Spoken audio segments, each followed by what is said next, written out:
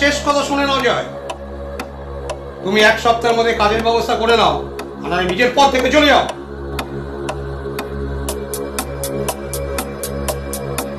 মতো অল্প বয়সের ছেলেরা উপার্জন করতে শিখে গেছে, কিন্তু তুমি একমাত্র ঘরে বসে বসে আছো।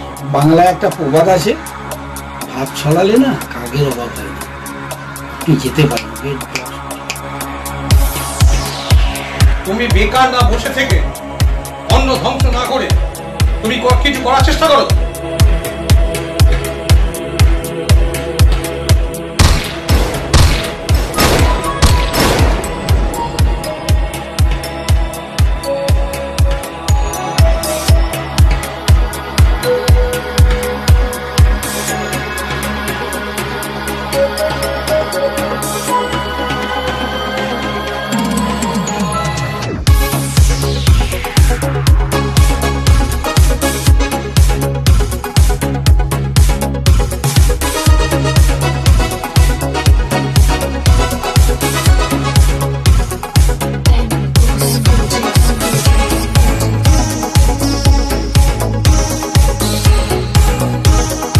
তোমার এদিক ওদিক করবে না, আমি পুলিশে খবর